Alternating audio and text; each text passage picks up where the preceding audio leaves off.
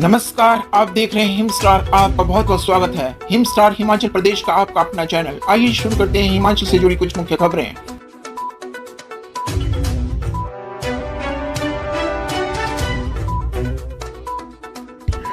कांग्रेस प्रत्याशी सुखविंदर सिंह सुक्खू ने कहा, विधायकों में से ही बनेगा मुख्यमंत्री।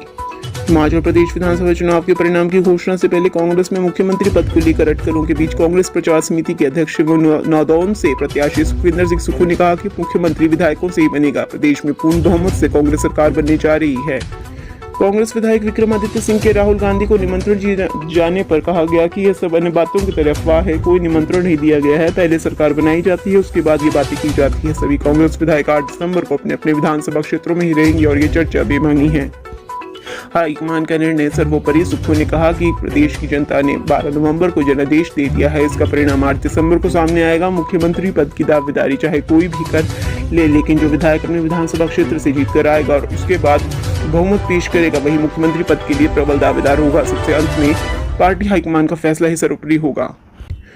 कांग्रेस प्रत्याशी सुखविंदर सिंह सुक्खू ने कहा, विधायकों में से ही बनेगा मुख्यमंत्री।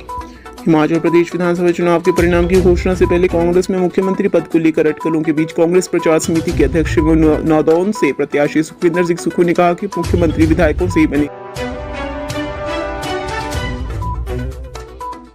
टीचर्स एलिजिबिलिटी टेस्ट अभ्यर्थी अपना नाम भी नहीं लिख पाए ठीक, माता पिता का नाम देख चुकराया शिक्षा बोर्ड। अध्यापक पात्रता परीक्षा के आवेदन फार्मों के कई कॉलम में अभ्यर्थियों ने अंग्रेजी के उल्टे सीधे शब्द लिख दिए हैं। जहां पिता का नाम भरना था, उस कॉलम में FD लिख दिया है। माता के नाम में GHD भर दिया है। कई अभ्यर्थियों ने अपने नाम वाले कॉलम में भी अजीब शब्दों का प्रयोग किया है, जिनका कोई मतलब नहीं निकल रहा है। स्कूल शिक्षा बोर्ड हैरत में है कि अभ्यर्थियों ने अपना और माता पिता के नाम में ऐसे शब्द क्यों लिखे हैं। इनके आवेदन रद्द कर दिए गए हैं। इसके अलावा अधूरे फॉर्म, फीस न भरने और अन्य कारणों से भी हजारों आवेदनों को रद्द कर दिया गया है। हिमाचल प्रदेश स्कूल शिक्षा बोर्ड की ओर से अक्टूबर-नवंबर में अध्यापक पात्रता परीक्षा के लिए आवेदन मांगे गए थे। बोर्ड को 65,160 आवेदन प्राप्त हुए हैं। इनमें से स्कूल शिक्षा बोर्ड ने 4,620 आवेदनों को खामियों के चलते रद्द किया है। वहीं बोर्ड की ओर से रद्द किए गए आवेदनों की सूची पर नजर दौड़ाएं तो इनमें कई ऐसे अभ्यर्थी हैं जिन्होंने अपने माता पिता के नाम के स्थान पर अंग्रेजी के ऐसे शब्द लिखे हैं जिनका कोई भी नाम नहीं बनता है। कई ने अपना नाम भी गलत भरा है।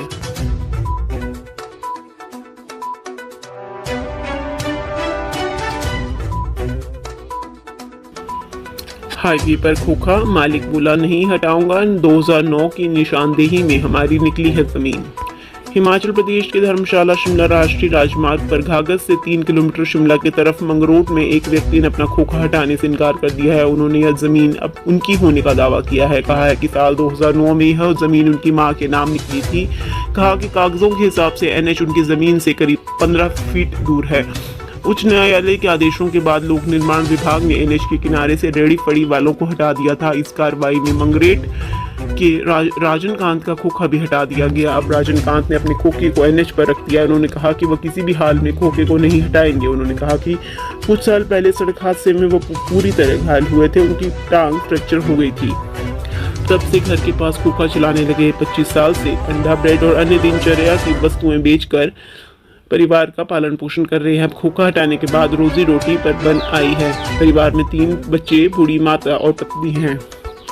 NH पर रखे खोखे हटाने के लिए वीरवार देर रात को जिला प्रशासन के अधिकारी और सदर पुलिस मौके पर गई थी। खोखा धारक परिवार के साथ लंबे समय तक वार्ता हुई, लेकिन परिवार ने जमीन के सारे दस्तावेज उन्हें दिखाकर खोखा हटाने को मना किया। घाघर से आगे NH पर मंगरोट में अलाइनमेंट में अनियमितता का मामला सामने आने के बाद खुलासा हुआ है कि अन्य कई जगह भी इस परियोजना की अलाइनमेंट में अनियमितता है। विभाग के अधिकारियों के अनुसार कई जगह ऐसी स्थिति है जहां जमीन का अधिग्रहण कहीं और हुआ है और हाईवे कहीं और जगह बना है। राजस्व विभाग की जांच के बाद सारी स्थिति स्पष्ट होगी।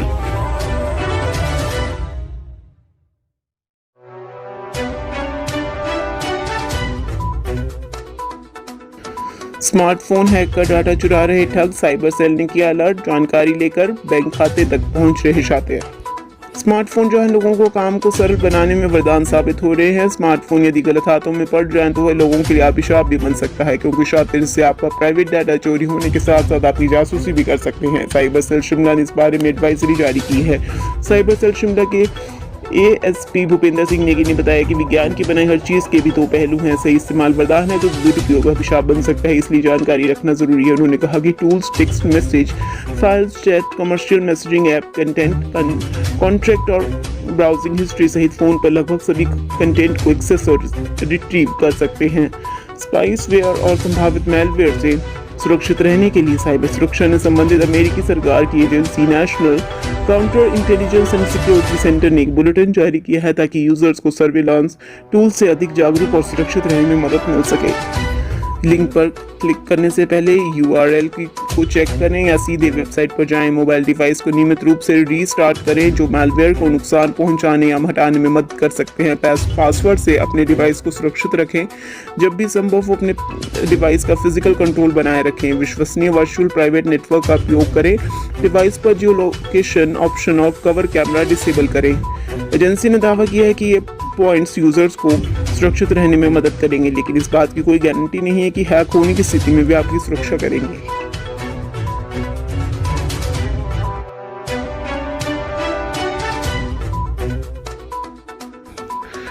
ITI में ड्रोन की मरम्मत करना भी सीखेंगे हिमाचल के युवा। हिमाचल प्रदेश के युवा अब ITI स्तर पर ड्रोन की मरम्मत और तकनीकी खामियों को दुरुस्त करना सीखेंगे। मंडी वुमेन समेत प्रदेश के 10 ITI की DGCA ने ड्रोन मेंटेनेंस एंड रिपेयर के शॉर्ट टर्म कोर्स को मंजूरी दे दी है। 8 दिसंबर के बाद संस्थानों में दाखिला प्रक्रिया शुरू होगा। हर ITI के लिए एक बैच के लिए 20 सीटों का प्रावधान किया गया है।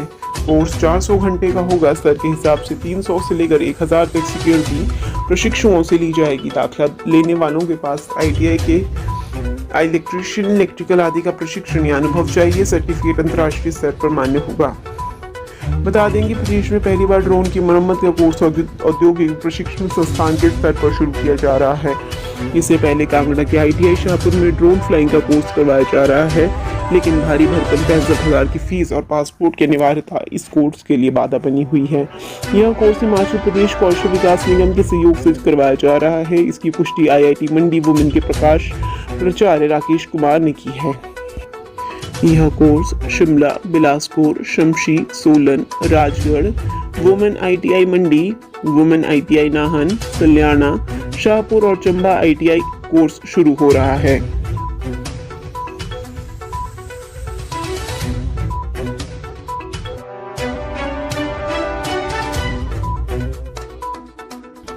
हिमाचल में हवाई उड़ानों का किराया और शेड्यूल तय।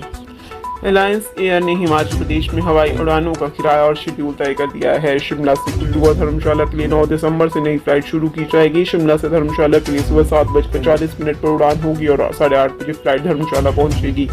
उसी तरह धर्मशाला से सुबह 8:50 पर फ्लाइट होगी और 9:40 पर शिमला पहुंचेगी। वहीं शिमला से कुल्लू की एलायंस एयर की उड़ान सुबह 7:40 पर होगी और 8:30 बजे वहां पहुंचेंगी। वहीं कुल्लू से सुबह 8:50 पर वापसी की फ्लाइट होगी और 9:40 पर शिमला में इसका आगमन होगा। शिमला धर्मशाला के बीच सप्ताह में सोमवार, शुक्रवार व शनिवार को फ्लाइट होगी, जबकि शिमला कुल्लू के बीच मंगलवार, बुधवार, गुरुवार और रविवार को उड़ान होगी। किराया प्रति यात्री 5,138 रहेगा।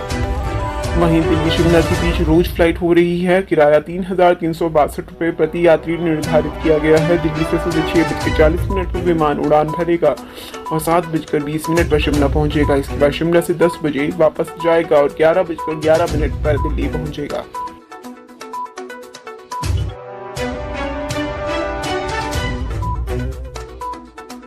अट्ठाईस साल से बेड पर लेटकर काव्य संग्रह व गजलें लिख रहा यह शख्स अंतर्राष्ट्रीय स्तर पर मिली ख्याति। लखा तीर्थों तो बदके फलमा के एक दीदार दा 10 कीमे में उतारा माए कर्जा तेरे प्यार दा। ये भावपूर्ण लाइनें उस शख्स की कलम से लिखी गई हैं जो किसी जटिल बीमारी के कारण पिछले 28 वर्षों से बेड पर लेटकर हाथ में कागज व कलम थामे हुए हैं। उनकी सोच के आगे विकलांगता भी रोड़ा नहीं बन सकी और देश ही नहीं बल्कि अंतर्राष्ट्रीय स्तर पर उसे ख्याति मिल रही है। यह कहानी है विधानसभा क्षेत्र हरोली के गाँव स्लो निवासी 45 वर्षीय सुभाष पारस की। सुभाष पारस का जन्म 6 फरवरी 1977 को माता राम आसरी व पिता प्यारालाल के घर हुआ। सुभाष ने गाँव में ही स्कूल में प्रारंभिक शिक्षा ग्रहण की। 13 वर्ष की उम्र में कक्षा 8वीं में अचानक सुभाष के पांव की उंगली में कुछ तकलीफ शुरू हुई, जो लगातार बढ़ती चली गई। जैसे तैसे 8वीं कक्षा पास की और 9वीं कक्षा में दाखिला हुआ, लेकिन पांव की समस्या बढ़ती चली गई और टांग से लेकर शरीर के ऊपरी हिस्से तक पहुंचनी शुरू हो गई, जिस कारण उसे अपनी पढ़ाई बीच में रोकनी पड़ी। सुभाष पिछले 28 सालों से बेड पर हैं। धीरे धीरे उनकी समस्या इस कदर बढ़ती चली गई कि उससे न बैठा जाता है न चला जाता है। सुभाष ने बेड पर लेटे हुए पंजाबी व उर्दू भाषा सीखी। पंजाबी भाषा को उसने टेलीविजन के माध्यम से सीखा। इसी कारण उर्दू भाषा के लिए लुगात को अपना सहारा बनाया। सुभाष ने बताया कि उसने अपने लेखन का कार्य पंजाबी गीतों से शुरू किया था। उनके गीतों को रिकॉर्ड भी किया गया, लेकिन उसके गीतों से उसका नाम हटाकर कई गायकों ने अपना नाम आगे कर लिया, जिसके चलते उसे काफी निराशा हुई। सुभाष के 3 संयुक्त काव्य संग्रह छप चुके हैं, जबकि एक किताब उनकी खुद अकेले की लिखी हुई है। संयुक्त में हरफा दा चानन व धिया दोनों पंजाबी संग्रह है, जबकि हिंदी में प्रेम कहानी लिखी है। इसी तरह उनकी अकेले की अब गजल संग्रह किताब फरिश्ते है, जिनका अभी हाल ही में लोकार्पण हुआ है, जिसके प्रकाशन में पंजाब के जिला कपूरथला से संबंधित शहबाज खान ने अपने सहयोगियों सहित उनकी मदद की है। सुभाष पारस को उनकी लेखनी के चलते विभिन्न संस्थाओं द्वारा सम्मान भी दिया जा रहा है। सुभाष पारस के इंग्लैंड, कनाडा, अमेरिका व पाकिस्तान में उसके लेख छपे हैं, जिसमें गजलें, गीत आदि पंजाबी में छपे हैं।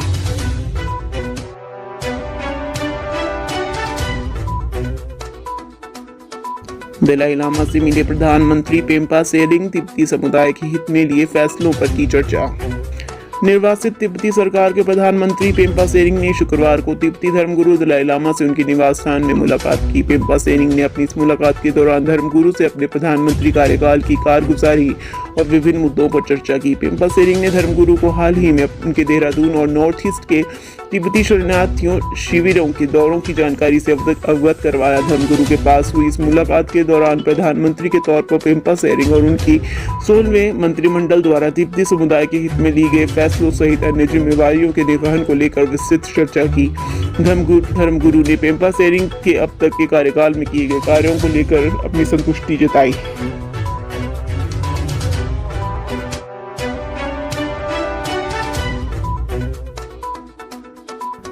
सैंतीस घंटे 48 मिनट तक लगातार पहाड़ में दौड़ते रहे ट्रेल रनर सचिन शर्मा। 13 चक्कर में पूरी की चुनौती। पर्यटन नगरी मनाली के नसूगी गांव में वर्षों से रह रहे दिल्ली के सचिन शर्मा ने ट्रेल दौड़ के क्षेत्र में नया कीर्तिमान स्थापित किया है।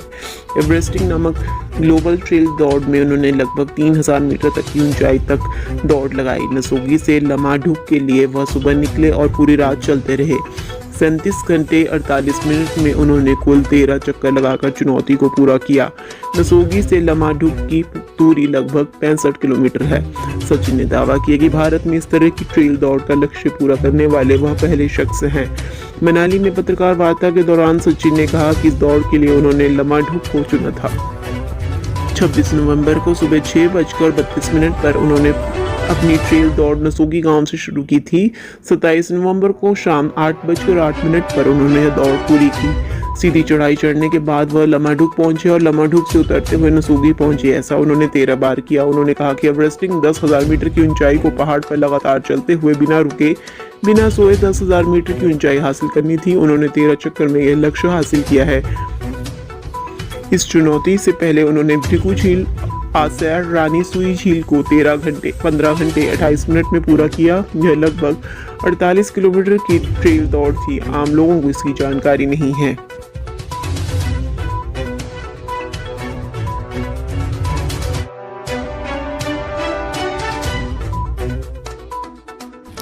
ऑस्ट्रेलिया के खिलाफ होने वाली 5 मैचों की T20 सीरीज के लिए हिमाचल की रेणुका ठाकुर और हरलीन देओल को टीम इंडिया में स्थान मिला है। 5 मैचों की सीरीज का पहला मुकाबला 9 दिसंबर को खेला जाएगा। BCCI ने शुक्रवार को भारतीय महिला टीम की घोषणा कर दी है। तेज गेंदबाजी की कमान रेणुका ठाकुर पर निर्भर करेगी। इसके अलावा हरलीन देओल भी सीरीज में ऑस्ट्रेलिया के खिलाफ चमक सकती हैं। सीरीज के सभी 5 मुकाबले मुंबई में खेले जाने हैं। पिछले कुछ समय पर दोनों खिलाड़ी भारत के लिए लगातार खेल रही हैं और प्रदर्शन से सबको प्रभावित भी किया है। राष्ट्रमंडल खेलों में रेणुका सिंह ठाकुर ने सबसे अधिक 11 विकेट हासिल किए थे।